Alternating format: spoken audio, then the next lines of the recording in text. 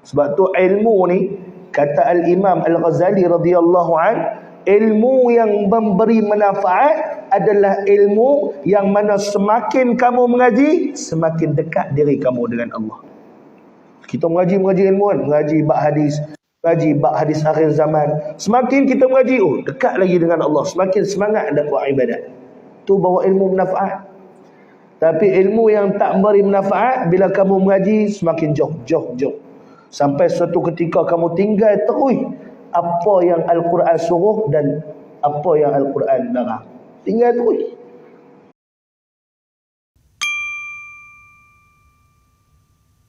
Alhamdulillah, pertama dan selamanya syukur kepada Allah Subhanahu wa taala. Pada hari ini Allah Subhanahu wa taala kurniakan kepada kita semua kesempatan untuk sama-sama kita berada di dalam majlis ilmu. Moga-moga dengan kehadiran kita semua pada malam ni, sama ada di secara berhadapan ataupun di alam maya, moga-moga dapat sama-sama kita mengambil manfaat daripada apa yang dikarang ataupun yang disampaikan oleh Al-Fadhil Syekh Fahmi Zamzam rahimahullahu ta'ala. Kitab beliau tuan-tuan, kitab yang sangat memberi faedah pada akhir zaman, sebagaimana persiapan kita untuk kita menghadapi peristiwa-peristiwa yang diceritakan oleh Nabi sallallahu alaihi wasallam. Tuan-tuan, Syekh Fahmi Zamzam rahimahullahu ta'ala mengarang kitab yang kecil 40 hadis menceritakan perihal akhir zaman. Kalau kita menelusuri hadis-hadis baginda Nabi sallallahu alaihi wasallam, sebenarnya hadis-hadis yang mencerita perihal akhir zaman sangat-sangat banyak. Bahkan dalam kitab Sahih Al-Bukhari juga ada, kitab Bahrul Mazi juga ada menceritakan perihal akhir zaman. Ada seorang ulama daripada Indonesia mengarang kitab 400 hadis peristiwa akhir zaman. Kita tuan-tuan 40 hadis, 10% daripada 400 hadis. Masya Allah, tabarakallah. Jadi sebab tu tuan-tuan, peristiwa akhir zaman adalah suatu perkara yang pasti akan terjadi. Dan kita semua sekarang berada pada zaman yang betul-betul bercabang.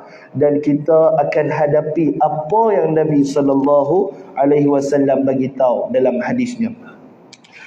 Muslimin muslimat, sebelum saya masuk hadis, saya nak bagi amalan tuan-tuan. Dalam sebuah hadis Nabi SAW, ni di antara amalan, ni mukaddimah. Tak masuk kitab lagi. Tapi tuan-tuan, hadis ni bagi saya sangat bermanfaat. Dalam kitab Ghayatul Matlub, kitab yang menceritakan perihal amalan-amalan yang menyebabkan diampunkan dosa kita. Kita semua yang main majlis ilmu ni tuan-tuan, tak lari daripada dosa. Kita bukan maksum. Kita bukan maksum dan kita bukan para nabi. Anak-anak pelajar saya, bila saya kata maksum ni apa dia? Suci daripada dosa. Oh, baru tahu. Sebab tu tuan-tuan, maksum, kita ni bukan maksum. Maksum ni hanyalah satu keistimewaan yang diberikan kepada para nabi dan rasul. Adapun para wali, awliya Allah, kita ni orang-orang awam, kita tak lari daripada dosa. Bila mana kita tak lari daripada dosa, Al-Imam Ibn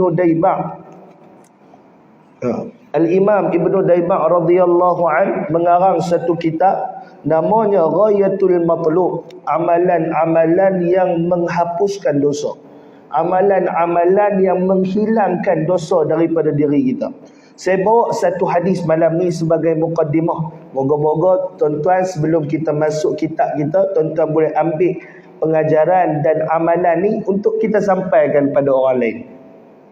Hadis ni hadis yang mana diriwayatkan oleh Abu Hamzah Anas bin Malik radhiyallahu an, pembantu Rasulullah sallallahu alaihi wasallam. Nabi sallallahu alaihi wasallam bersabda, "Ma min 'abdaini matahabbaini fillah yastakhbilu ahaduhuma sahibahu fayusahifuhu wa yusalliyani 'ala an-nabi sallallahu alaihi wasallam illa lam yatafarraqa hatta yughfara dhunubuhuma ma taqaddama minha wa ma ta'aqqar, atau kama qala Nabi sallallahu alaihi wasallam. Hadis ni diriwayatkan oleh Ibnu Sunni dan Abu Nuaim. Baik, apa maksud dia? Kata Nabi sallallahu alaihi wasallam, tidaklah dua orang hamba yang berkasih sayang. Ma min abdaini mutahabaini fillah. Tidaklah dua orang hamba yang berkasih sayang kerana Allah. Yastaqbilu ahaduhuma sahibahu. Salah seorangnya menerima kunjungan, ahaduhuma menerima kunjungan sahabatnya yang seorang lagi. Fayusahifuhu. Lalu dia berjabat tangannya dengannya. Wa yusalliyani, kemudian mereka berselawat kepada Nabi sallallahu alaihi wasallam. Lalu kata Nabi, illa lam yatafarraqa hatta yughfara dhunubuhuma. Kemudian kata Nabi sallallahu alaihi wasallam, melainkan mereka tidak berpisah sehingga akan diampunkan dosa kedua-duanya terdahulu dan terkemudian. Ma taqaddama minha wa ma ta'aqqar. Tuan-tuan, amalan ni amalan yang selalu kita buat. Tapi orang tua-tua dulu tuan-tuan hebat. Wallah ni salam saja tak selawat.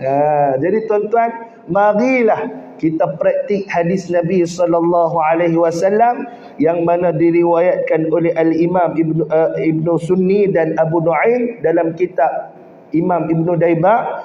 Kita buatkan amalan ni. Yang pertama, bila kita jumpa sahabat kita, kawan baik kita ataupun orang-orang Islam, kita jumpa, kita bersalaman.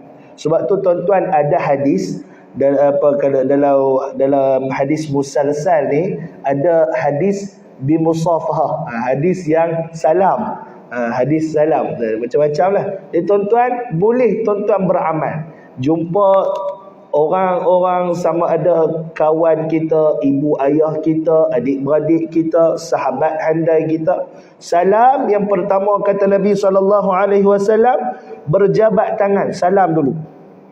Lalu wa yusalliyani, lalu bila kamu dah salam, kamu selawat kepada Nabi. Sebab tu tuan-tuan, orang tua-tua dulu bila salam, Allahumma salli ala sayyidina Muhammad. Tidak, rasa tak? Allahumma salli ala sayyidina Muhammad. Rupa-rupanya mereka beramal dengan hadis Nabi SAW. Besar tuan-tuan fadilat dia, kan? Besar tuan-tuan fadilat dia. Jadi tuan-tuan, bila tuan-tuan jumpa orang, amalkan hadis ni. Sama ada muslimat, sama-sama muslimat. Satgi nak balik, satgi ni, Allahumma salli ala sayyidina Muhammad. Beramal dengan hadis yang disampaikan. Moga-moga tuan-tuan, setiap amalan yang kita beramal, Allah Subhanahu wa taala ampunkan dosa kita.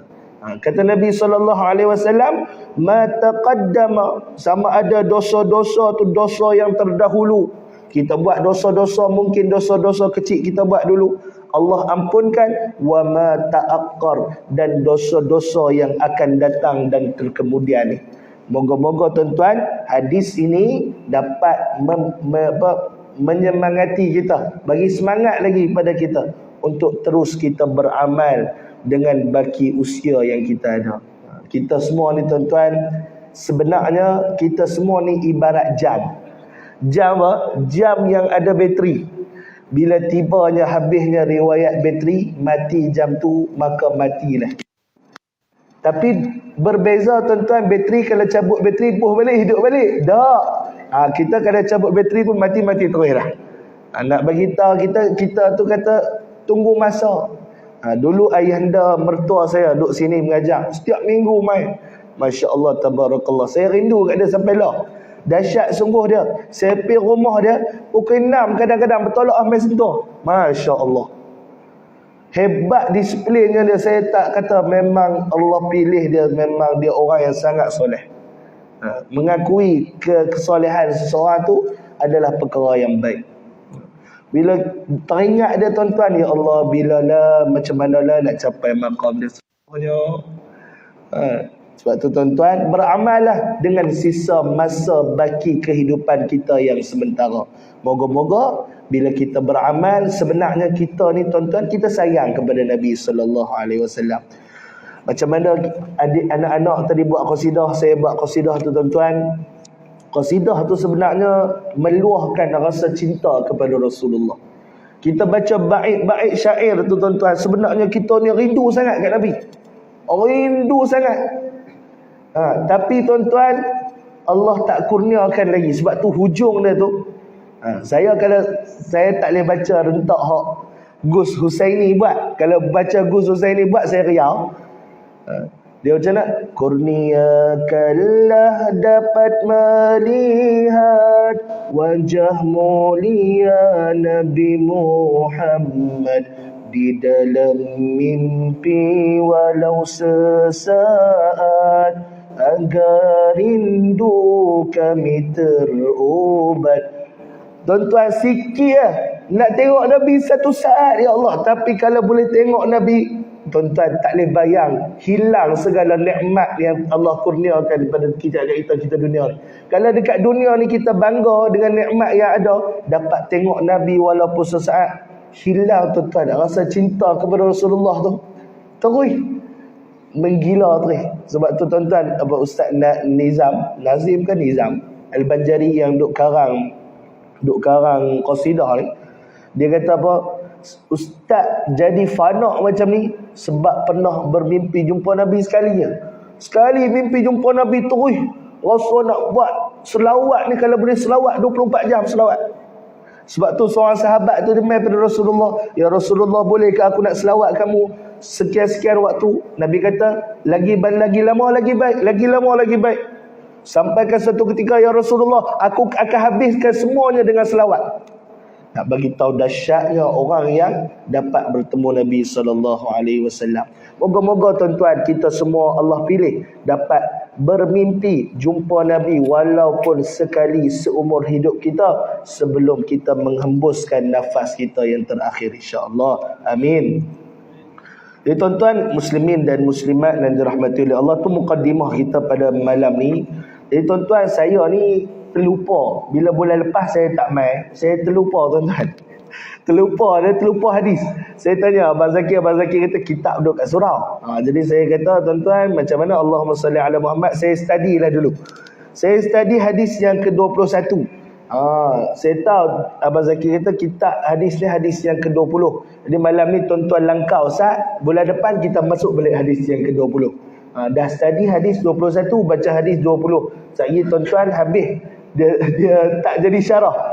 Jadi tuan-tuan muslimin dan muslimat yang dirahmati oleh Allah, malam ni kita tengok pada hadis yang ke-21. Hadis yang 21 tuan-tuan menceritakan perihal satu tajuk yang mana diletakkan oleh Syekh Fahmi Zamzam rahimahullahu ta'ala. Hadis yang menceritakan ahli ibadah yang jahil. Ahli ibadah yang jahil dan ulama yang fasik. Di antara peristiwa ataupun perkara-perkara yang akan berlaku pada akhir zaman, antaranya Syekh Fahmi rahimahullahu ta'ala nukilkan adalah akan berlakunya satu fenomena, yakni ahli ibadah yang jahil. Ahli ibadah ni tuan-tuan, orang yang Allah kurniakan kemanisan dalam ibadat. Seronok dia beribadat. Tetapi malangnya bagi seorang ahli ibadah bila mana dia termasuk dalam hadis yang akan dibaca pada malam ni. Kalau dia termasuk dalam hadis ni tuan-tuan, dia ahli ibadah yang paling malang sekali. Apa saya cakap dia paling malang? Sebab sepanjang dia ibadah, dia beribadat kepada Allah, solat waktunya baik dan sebagainya, infaknya baik, sedekahnya baik, tetapi bila mana tanpa ilmu yang membimbing, ketika tu tuan-tuan ibadahnya menjadi sia-sia. Sebab tu tuan-tuan dalam hadis ni menceritakan bagaimana ahli ibadah yang jahil. Bila mana jahil, kita akan cerita jahil ni terbahagi kepada beberapa jenis. Dan ulama yang fasik. Ulama yang fasik juga para ulama meletakkan beberapa tanda. Kalau kamu nak tahu ulama itu fasik, ada beberapa tanda yang diletakkan oleh para ulama, insya-Allah. Jadi tuan-tuan, jom kita baca hadis ni sama-sama, insya-Allah. Moga-moga kita semua mendapat manfaat, insya-Allah. Bismillahirrahmanirrahim. An Anas radhiyallahu anhu. Slow orang sentuh tak main sebulan, slow dah surah. Slow sama-sama tuan-tuan. Kita baca hadis, insya-Allah nur Nabi masuk, insya-Allah. An Anas radhiyallahu anhu. Qala Rasulullah sallallahu alaihi wasallam, yakunu fi akhiriz zaman ubadun juhalun wa qurra'un fasaqatun. Akhrajahu Ibnu Adi fi Al-Kamil. Artinya daripada radhiyallahu an, beliau berkata, Rasulullah sallallahu alaihi wasallam bersabda, akan datang pada akhir zaman ahli ibadah yang jahil dan ulama yang fasik. Riwayat Al-Imam Ibnu Adi. Keterangan Nabi sallallahu alaihi wasallam menerangkan pada akhir zaman nanti akan ada dua golongan ini. Tuan-tuan, Syekh Fahmi pada keterangan permulaannya bagi tahu dah pada kita apa yang dimaksudkan oleh Nabi dalam hadis yang pendek di atas. Bagi tahu dua golongan ni betul-betul wujud pada akhir zaman. Saya tuan-tuan ada seorang hamba Allah tu, cerita tu tak apa, kita baca dulu Syekh Fahmi. Lalu kata Syekh Fahmi rahimahullahu taala, ada orang yang jahil yang rajin beribadah, dan ada pula orang yang alim yang fasik. Sebenarnya syaitan telah berusaha sedaya upaya yang mungkin untuk menyesatkan manusia. Oleh sebab itu dia telah menggunakan beberapa cara yang berlainan kepada orang yang berlainan pula. Bagi si jahil, syaitan akan menyuruhnya supaya rajin melakukan ibadah. Kerana ibadah orang jahil itu tidak sah atau sekurang-kurangnya tidak sempurna. Sudah tentu apabila ibadah itu tidak sah, maka tidak akan diterima di sisi Allah Subhanahu wa taala. Syaitan tidak mahu orang jahil itu belajar ilmu, kerana sudah tentu dia akan memperbaiki ibadahnya dan diterima oleh Allah. Itu bererti kekalahan bagi syaitan. Tuan-tuan, pada keterangan yang pertama, Syekh Fahmi radhiyallahu an rahimahullahu taala menceritakan perihal bagaimana syaitan ni setiap orang berlainan cara dia nak rosakkan. Tuan-tuan, syaitan nak rosakkan satu-satu orang berlainan cara. Sebab tu saya tengok tadi tuan-tuan, dalam rak tu ada kitab Minhajul Abidin. Di sini ada orang mengejak Minhajul Abidin ni tuan-tuan, dia ada beberapa aqabah. Ada aqabatul ilmi. Aqabah ni apa dia? Penghalang bagi kita nak dekat kepada dia. Tuan-tuan, Allahumma salli ala Muhammad. Syekh Fahmi radhiyallahu an rahimahullahu taala, dia beritahu apa? Dia ni yang masuk syaitan telah menggunakan beberapa cara yang berlainan kepada orang yang berlainan. Maksud kata setiap manusia ni maqam dia berbeza dan cara hasutan syaitan berbeza juga.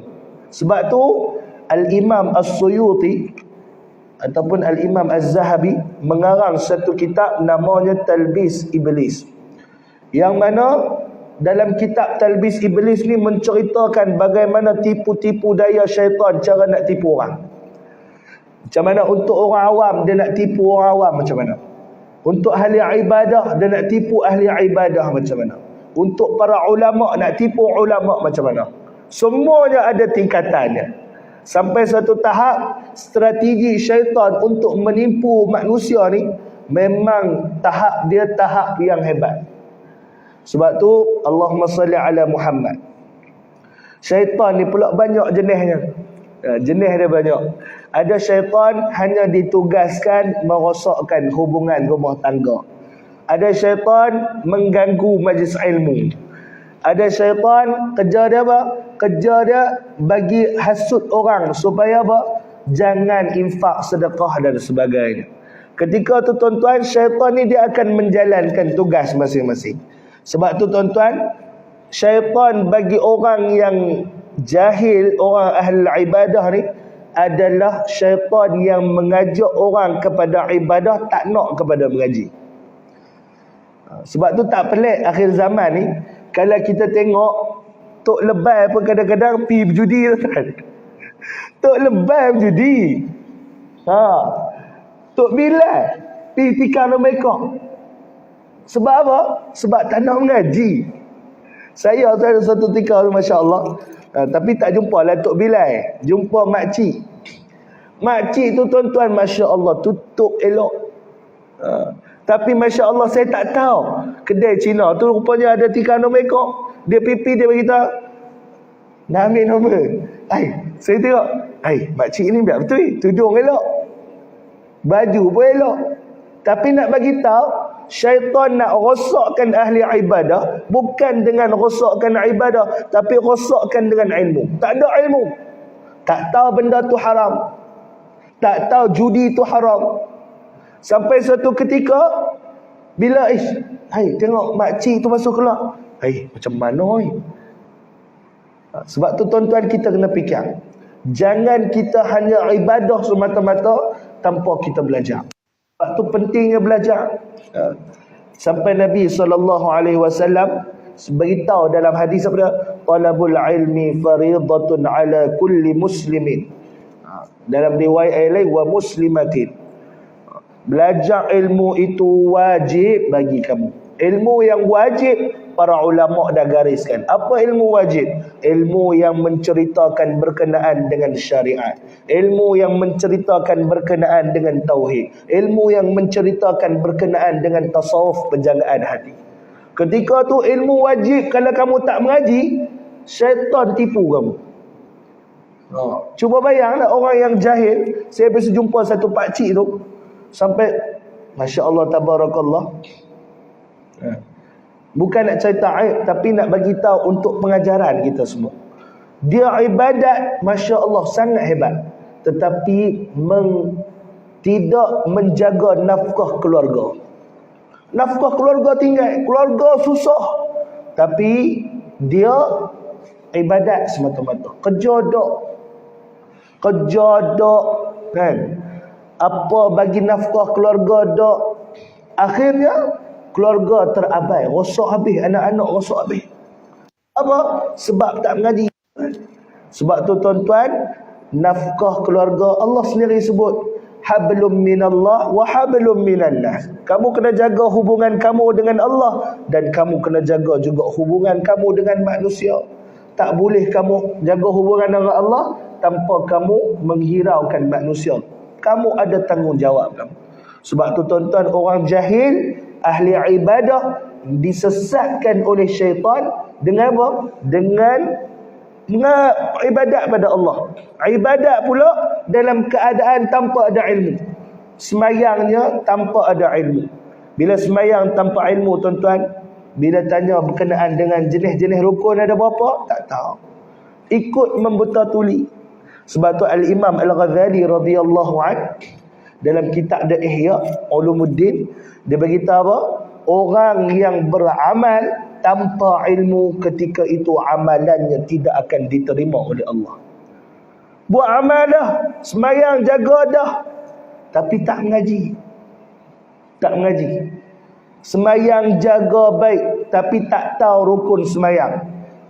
Tak tahu perkara yang membatalkan semayang. Ketika tu tuan-tuan, agak-agak dia jaga tak? Dia tak tahu. Membatalkan semayang, membuta tuli semayang jemaah bagus, semayang jemaah.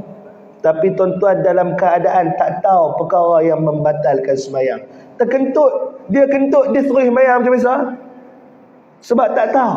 Ada tak manusia macam tu? Ada. Di luar sana tuan-tuan sangat dahsyat ujian. Sampai suatu ketika, Masya Allah, Tabarakallah, sampaikan rukun-rukun dalam sembahyang, ada satu orang hamba Allah. Tuan-tuan, saya minta maaf, saya cerita juga kepada tuan-tuan, tapi tak sebut nama, tak apalah, cerita jadi pengajaran. Saya pergi sembahyang jenazah satu masjid. Ada seorang pakcik duduk luar. Mula-mula kena sembahyang isyak, lepas sembahyang isyak baru lepas sembahyang jenazah. Saya tengok pakcik ni awak dia duduk luar. Orang sembahyang isyak. Saya kata, pakcik, jom kita masuk. Jom kita masuk. Dia macam serba salah. Masuk. Kita ajak orang ajak. Kalau orang ajak ni tak masuk dah, duduk luar masjid pula. Jom kita masuk sembahyang sini. Dia pun masuk, jom masuk. Dia masuk tu, dia duduk sebelah saya. Saya sembahyang, Allah. Rupa-rupanya, Masya Allah, Tabarakallah. Saya pergi tu, saya dah lewat satu rakaat. Saya pun sembahyang, saya tambah lah. Pakcik tu mai sekali dengan saya, Assalamualaikum warahmatullahi. Assalamualaikum. Tok Imam bagi salam, dia pun bagi salam. Saya kata pakcik ni lain macam ni. Nak bagi tahu apa? Ada tak golongan macam ni? Ada, tuan-tuan. Sebab tu tak heran syaitan dia nak rosakkan ahli ibadah bukan dengan dia dia kacau ibadat tak. Dia biar kawan tu ibadah, tapi dalam keadaan kawan tu tak tahu apa pun yang dia ibadah. Sebab tu dalam satu kalam yang agak terkenal, la tasihhul ibadah, tidak sah ibadat kamu sehinggalah kamu tahu kepada siapa kamu ibadat. Kalam tu sangat terkenal. Macam tu juga tuan-tuan, kita ibadat tapi kita tak tahu kepada siapa kita ibadat. Allah. Kepada Allah. Allah siapa? Tak tahu. Sampai suatu ketika akhirnya rosak amalan dia. Sebab tu tuan-tuan, Syekh Fahmi Zamzam radhiyallahu an, dia bagi tahu bagaimana permulaan ni syaitan nak rosakkan orang yang ahli ibadah dengan apa? Dengan dia bagi ibadah lagi. Tapi jangan mengaji. Tapi alhamdulillah Allah pilih tuan-tuan malam ni. Semua kita terpilih. Boleh main dengar, rupanya ada jenis syaitan nak rosakkan orang dengan ibadat. Sebab tu tuan-tuan muslimin muslimat yang dirahmati oleh Allah. Lalu apa dia kata Syekh Fahmi Zamzam? Syaitan tidak mahu orang jahil itu belajar ilmu kerana sudah tentu dia akan memperbaiki ibadahnya dan diterima oleh Allah Subhanahu wa taala. Bila terlintah nak pergi belajar ilmu, syaitan akan cuba menghalang dengan pelbagai-bagai cara. Sebab tu tuan-tuan, ini di antara ujian ahli ibadah pada akhir zaman. Ujian ahli ibadah akhir zaman adalah malah mengaji. Itu tuan-tuan. Malah mengaji ni habis meta lah. Habis meta. Orang malah mengaji ni, ibadat pun ke mana, apa pun ke mana. Rukun dalam sembahyang, rukun apa? Terbahagi kepada 3. Qaulinya, fi'linya, qalbinya. Kalau tak mengaji tuan-tuan, habis tak tahu apa. Perkara yang membatalkan solat, syarat-syarat sah solat, tak mengaji tak tahu. Sebab tu tuan-tuan, saya sendiri pun mengaji lagi. Mengaji.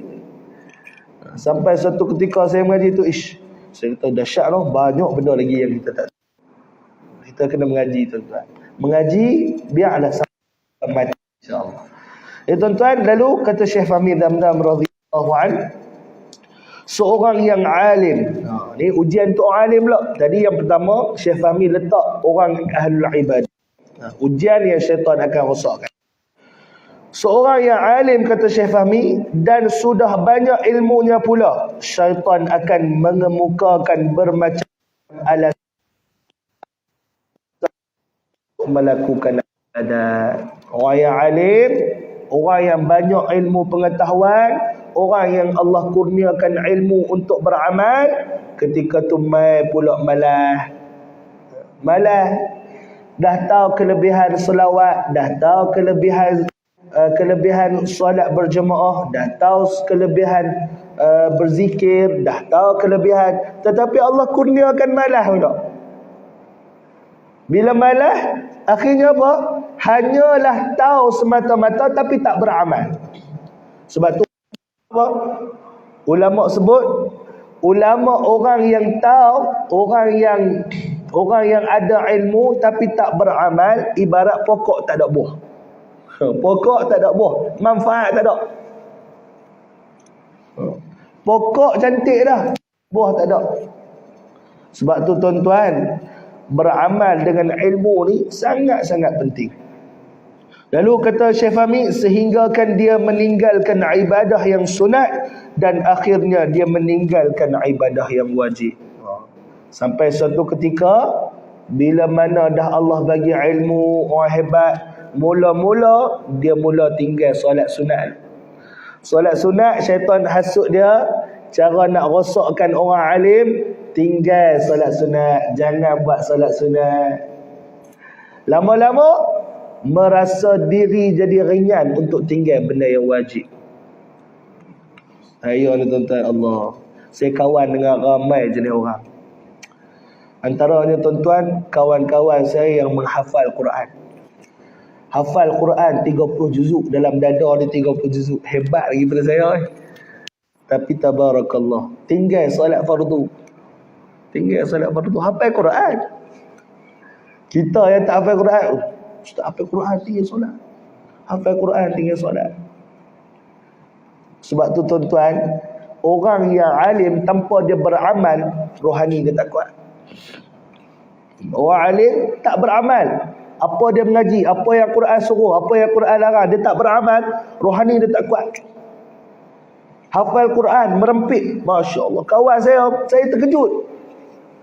Hafal Quran 30 juzuk merempit. Hafal Quran 30 juzuk, pegang tangan perempuan. Itu ujian tuan-tuan.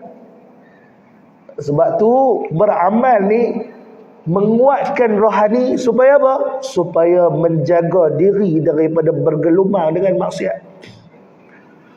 Sebab tu cara-cara syaitan ni, dia tak tipu ulama terus dia suruh ulama tu tinggal ibadah wajib tau. Syaitan cara dia tipu para orang alim, dia tipu orang-orang yang ada ilmu dengan permulaan meninggalkan sunat. Sunat tinggal. Bila orang alim sunat tak buat, rohani ke ilmu. Lama-lama dunia mai habis tinggal tu. Sebab tu tuan-tuan berjaga-jaga. Ini di antara amaran Nabi SAW. Lalu tuan-tuan, apa kata Syekh Fahmi Damdam radhiyallahu anhu? Maka dengan itu ilmu yang ada pada dadanya tidak berfaedah. Quran yang kamu hafal tak ada faedah sikit pun. Khatam Quran 30 juzuk, kamu baca Quran hari-hari, hari-hari Quran laknat kamu. Kamu baca kitab hari-hari, sebenarnya kitab tu ilmu yang kamu mengaji tidak memberi manfaat bagi. Sebab tu ilmu ni, kata Al-Imam Al-Ghazali radhiyallahu an, ilmu yang memberi manfaat adalah ilmu yang mana semakin kamu mengaji, semakin dekat diri kamu dengan Allah. Kita mengaji ilmu kan, mengaji bab hadis akhir zaman. Semakin kita mengaji, dekat lagi dengan Allah, semakin semangat nak buat ibadat. Tu bawa ilmu manfaat. Tapi ilmu yang tak memberi manfaat, bila kamu mengaji semakin jauh. Sampai suatu ketika kamu tinggal terus apa yang Al-Quran suruh dan apa yang Al-Quran larang. Tinggal terus. Sebab tu tuan-tuan muslimin muslimat, lalu apa kata Syekh Fahmi? Bahkan dia akan menjadi musuh kepadanya pada hari kiamat nanti. Dan itu adalah kejayaan bagi syaitan dalam usahanya.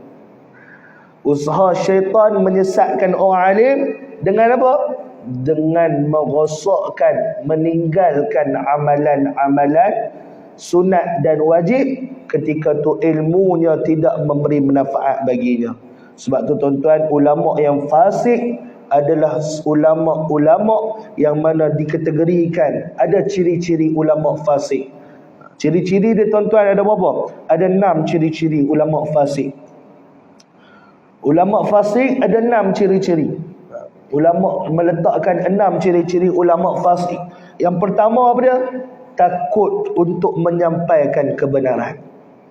Ulama yang fasik, orang alim yang fasik, dia takut nak cakap benda benar. Takut.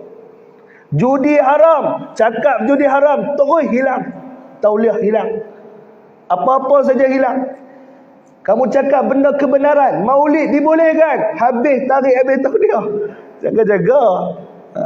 Tambah kita tuan-tuan di Perlis ni jangan sebut derah sangat. Tapi nak bagi tahu itulah dugaannya. Bercakap benar, bercakap suatu benda yang benar akan diberikan amaran dan sebagainya. Benda tu berlaku kat Malaysia ni tuan-tuan.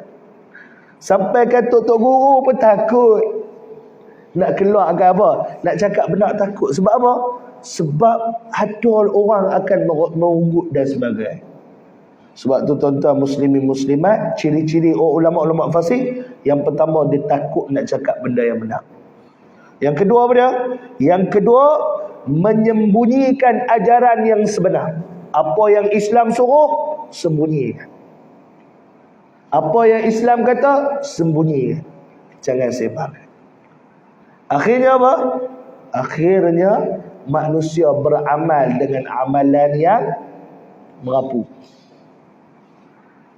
Islam suruh apa? Berzikir dan sebagainya.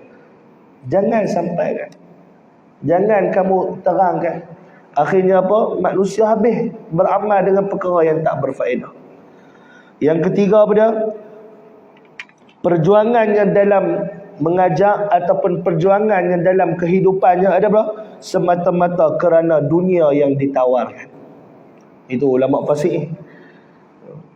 Sebanyak mana dunia dia dapat, sebanyak itulah dia nak semata-mata. Aku mengaji, aku beramal, ataupun aku memberi pandangan, semuanya semata-mata ketika mana ditawarkan dunia kepadanya. Gaji 10,000, jadi mufti, contoh. Jadi mufti gaji 10,000, 20,000 tuan-tuan. Siapa tak mau? Saya tuan-tuan ada seorang ustaz tu.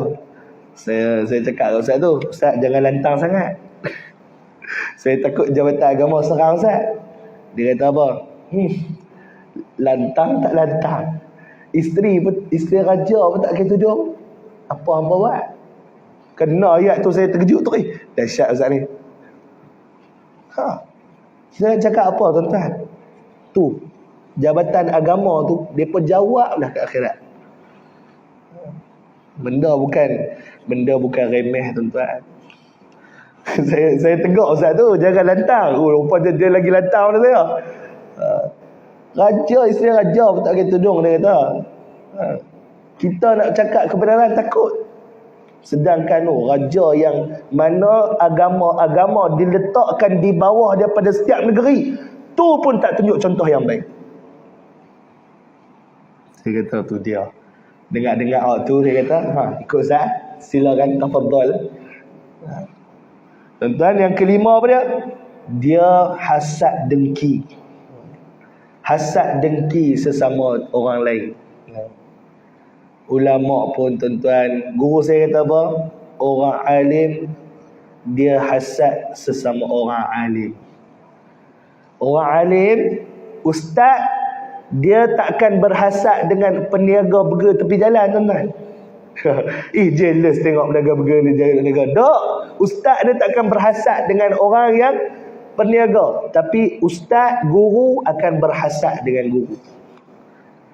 Peniaga akan berhasad dengan ahli peniaga. Ahli ibadah akan berhasad dengan ahli ibadah. Sekolah tahfiz akan berhasad dengan sekolah tahfiz. Itulah tuan-tuan dugaan. Ulama nak jadi ulama tapi hasad, dengki, masya-Allah tabarakallah. Lalu yang keenam, bercakap agama atas kepentingan orang lain. Bercakap agama, cakap pasal agama, tetapi berkepentingan dalam setiap kali bercakap. Ada kepentingan peribadi. Dahsyat noh. Nak jadi ulama fasik ni dahsyat tuan-tuan. Takut kita. Sebab tu tuan-tuan jangan buat main dengan ulama ni. Ulama yang rabbani, ulama yang amilin, Mereka ni tuan-tuan tak takut cakap benda yang benar. Tak takut. Kita tuan-tuan, Masya Allah, jagalah. Cakap lagi tersilap cakap, polis ambil dekat Allah. Sebab tu tuan-tuan, inilah ujian akhir zaman. Ada ulama fasik sangat-sangat ramai. Cakap berkepentingan, ada jawatan dalam parti. Contoh, parti tertentulah. Saya tak mau sebut parti hak mana. Sebab ada jawatan, undilah orang kafir kerana orang kafir itu adil. Masya Allah. Tuan-tuan, ada tak? Ada. Undi orang kafir itu apa? Ulama parti itu sebab apa? Undi orang kafir itu lebih baik daripada undi orang Islam yang zalim. Oh. Ada tak sebut macam tu? Ada, tuan-tuan. Sebab tu jaga-jaga, tuan-tuan.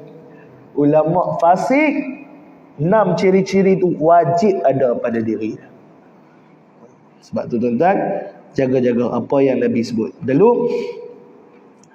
Bahkan lalu kata Nabi SAW, lalu kata Syekh Fahmi Zamzam, gejala seperti ini dapat dilihat dalam masyarakat kita, di mana yang rajin beribadah itu adalah orang yang jahil, dan orang yang mengabaikan hal-hal ibadah itu adalah terdiri daripada orang yang mempunyai ilmu pengetahuan.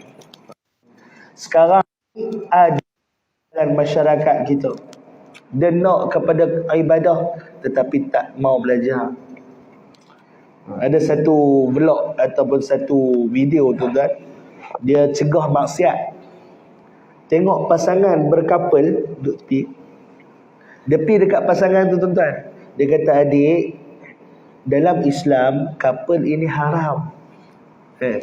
Dalam Islam couple ini haram. Tengok, saya tengok anak-anak murid saya tu. Couple ini haram. Dia kata, kenapa haram pula? Bukan salah apa pun, saya dengan dia tak ada apa pun. Tak buat maksiat pun, tak ada lah pegang-pegang tangan dan sebagainya. Allah sebut dah dalam Quran, ada. Allah sebut, wala taqrabuz zina. Jangan kamu dekat dengan zina. Permulaan untuk satu-satu orang nak berzina tu bukan terus boleh pergi berzina, tapi melainkan ada bibit-bibit cinta. Sebab tu tuan-tuan, saya tengok video tu, dia kata couple dia haram, tapi dia kasar tuan-tuan. Kenapa haram? Dia kata sebab Al-Quran, sebab agama kata haram. Lepas tu, oh iya ke? Jadi tuan-tuan, cerita dia, betul lelaki ni pula hak dakwah ni kasar. Sebab tu nak dakwah pun dia ada cara dia, uslub dakwah dia ada dia, bukan ikut hentam macam tu ya. Dia tanya pula perempuan tu, awak tahu tak babi tu haram? Perempuan tu tahu, saya tahu kata babi tu haram. Couple dengan babi tu sama. Tu dia kata, dahsyat lagi ni dakwah. Tak boleh tuan-tuan, dakwah macam tu. Perempuan tu bukan dengar cakap lelaki tu, lari terus. Dia ada jalan dakwah dia, cara dakwah dia ada.